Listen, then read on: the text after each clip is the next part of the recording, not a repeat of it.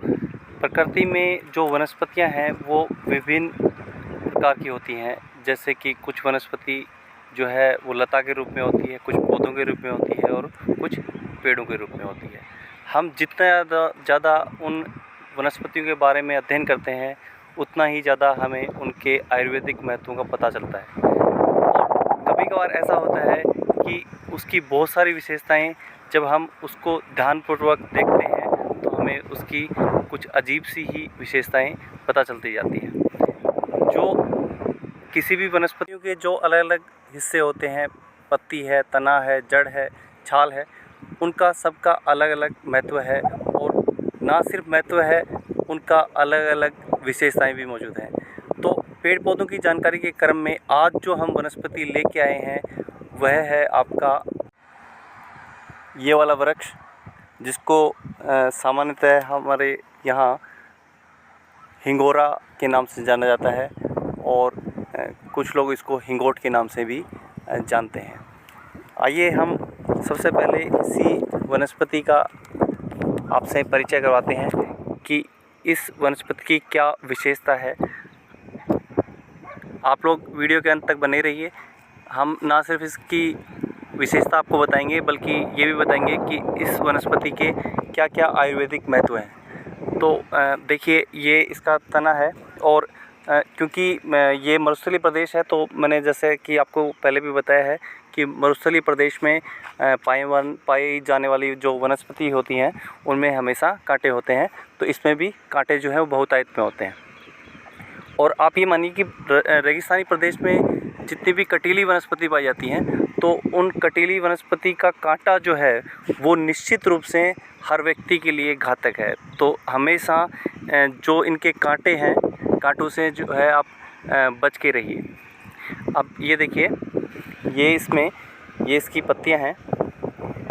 पत्तियां जो है उनकी मोटाई कोई ज़्यादा खास नहीं होती और ये सामान्यतः आप ये मानिए कि ये जो शाखा है, शाखा में बीच में ये पत्तियां होती हैं और सामान्यतः एक जो ये आप जिसको हम बर्ड बोलते हैं, एक बर्ड में सामान्यतः 2 अलग-अलग पत्तियों के ग्रुप होते हैं। और ये देखिए इधर, जैसे मैं तोड़ लेता हूँ, देखिए एक में 2 मिलेंगी, 2 ये इधर हैं, मतलब एक में कुल 4 पत्तियाँ होती हैं। साथियों, अगर इसकी एक विशेषता मैं बताऊं तो सामान्यतः आप ये मानिए कि मैंने कभी भी ऐसा पेड़ नहीं देखा जिसमें इस प्रकार की विशेषताएं हों।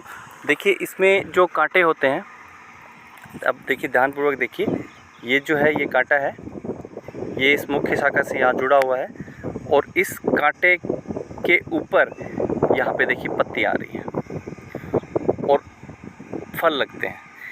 मतलब सामान्यतः आपको ऐसी वनस्पति कहीं भी देखने के लिए नहीं मिलेगी जिसके कांटे के ऊपर पत्तियां हों, लेकिन हिंगोरा जो है, हिंगोट जिसको हम बोलते हैं, इसके कांटे के ऊपर फल जो है लगते हैं और आपकी पत्तियां भी होती हैं। अब देखिए इसमें ये नए फल भी यहाँ बनने स्टार्ट हो गए हैं। ये मैं एक फल जो है वो तोड़ के दिखाता हूँ आपको। देखिए ये है, यह फल है, ये भी फल है। अभी ये जो फल है ये कच्चा है, लेकिन आप ये मानिए कि जो कच्चा फल होता है ना वो भी बहुत ही कठोर होता है और पकने के बाद में तो आप सोच भी नहीं सकते कि इसके फल को तोड़ा जा सकता है। चलिए मैं दिखाऊंगा इसके फल के अंदर क्या होता है और क्या इसके आयुर्वेदिक महत्व हैं। अब अगर आप इसके थोड़ा ऊपर देखें तो अभी भी कुछ फल जो है लगे हुए हैं और अभी हम इनको तोड़ के यहाँ से लेके जाएंगे और उनका हम विस्तार पूर्वक अध्ययन करेंगे। और ये देखिए,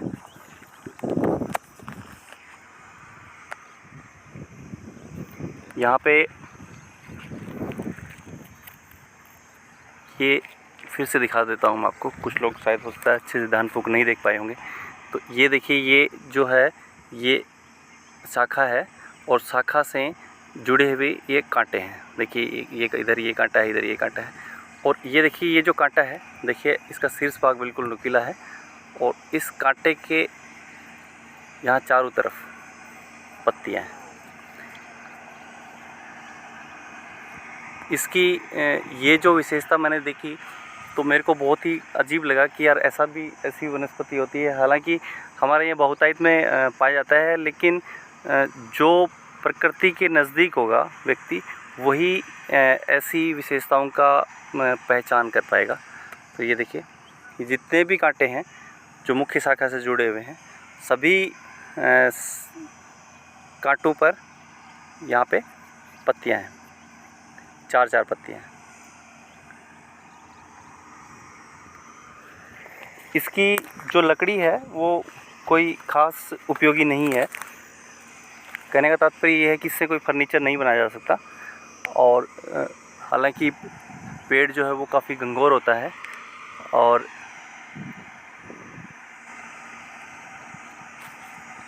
सामान्यतः आप चाहें तो इस पर चढ़ भी नहीं सकते, क्योंकि देखिए ये यहाँ से तना इसका स्टार्ट हुआ और यहाँ अगर ऊपर चढ़ना स्टार्ट करें तो ये यहीं से इसके देखिए कांटे स्टार्ट हो गए।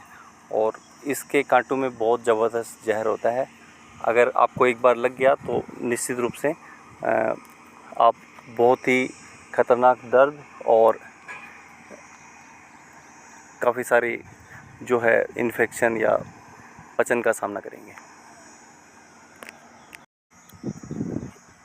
इसके जो फल होते हैं उनका जो बाह्य भाग होता है वो है कैल्शियम का बहुत ही अच्छा सोर्स होता है। और सामान्यतः आप ये मानिए कि नीलगाय और जो गाय हैं वो इसको बड़े ही चाव से खाती हैं, क्योंकि ये है उनके शरीर में हर प्रकार की जो है कैल्शियम संबंधी जो कमी है उसको दूर करता है।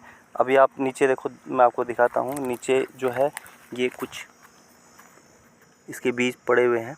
देखिए जैसे ये है, यहाँ पे ये देखिए ये है। अब इसके बाह्य आवरण को जो है नीलगाय ने खा लिया, लेकिन आंतरिक जो आवरण है वो जो है नीलगाय जो है पचा नहीं सकती। ये मैं इसलिए बोल रहा हूँ क्योंकि ये है जो इसका जो फल होता है उसको नीलगाय बाह्य आवरण समेत ही खा जाती हैं। और ये आंतरिक आवरण क्योंकि बहुत ही ज़्यादा कठोर होता है तो इसको वो पचा नहीं पाती हैं और ये सामान्यतः मल के द्वारा जो है बाहर आ जाता है। तो ये जो है ये फल है। और इस फल से अभी जैसे जो ही बरसात स्टार्ट होगी तो इसी से जो है पेड़ जो है तैयार हो जाएगा। यहाँ पे मैं दिखा देता हूँ। जैसे ये शायद लगता है गत वर्ष तैयार किया हुआ यहाँ पे एक हिंगोरे का पेड़ है। तो सामान्यतः इसके नीचे भी जो है वनस्पति जो है वो मिल जाएंगी।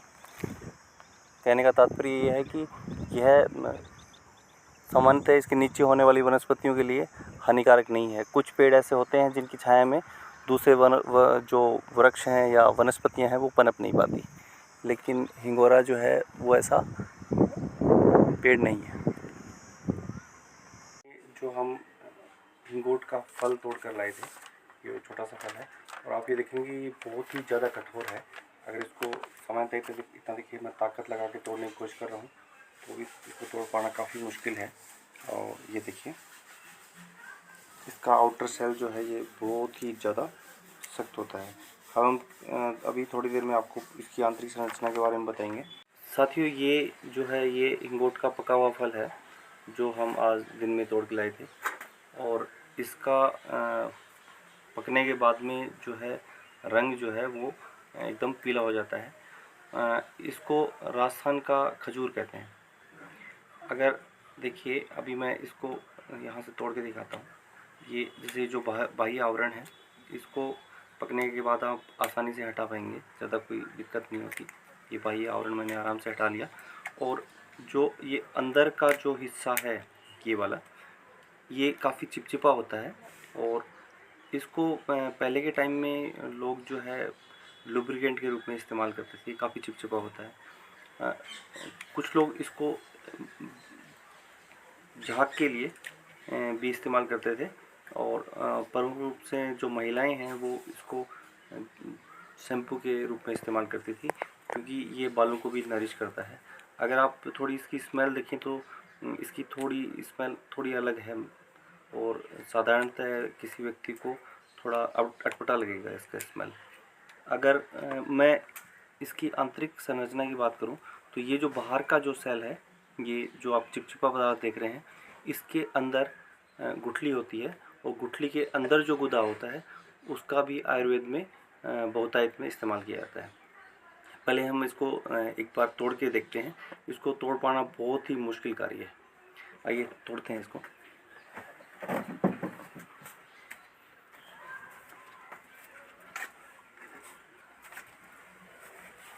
देखते हैं कि हथौड़ी टूटेगी कि टूटेगा। अभी मैं इतनी चोट मार चुका हूँ, लेकिन इसके अंदर की गुठली पे कोई भी प्रभाव नहीं हो रहा। बहुत ही सख्त इसका सेल होता है।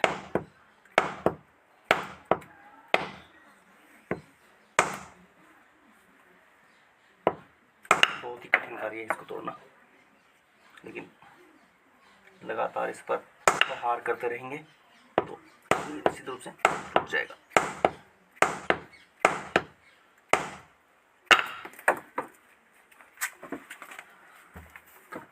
चल के दूसरी जगह चला गया।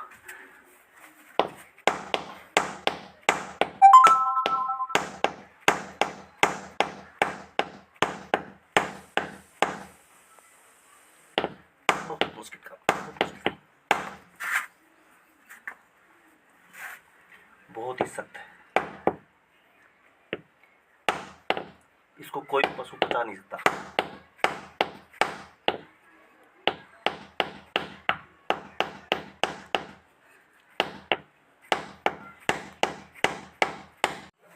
साथियों, काफ़ी मेहनत करने के बाद में इस फल को हम तोड़ पाने में सफल रहे। साथियों, ये जो फल है देखिए, इसमें अंदर जो है ये गिरी है और ये बहुत ही नरम और मुलायम होती है, लेकिन जो बाहर का जो हिस्सा है ये बहुत ही सख्त होता है।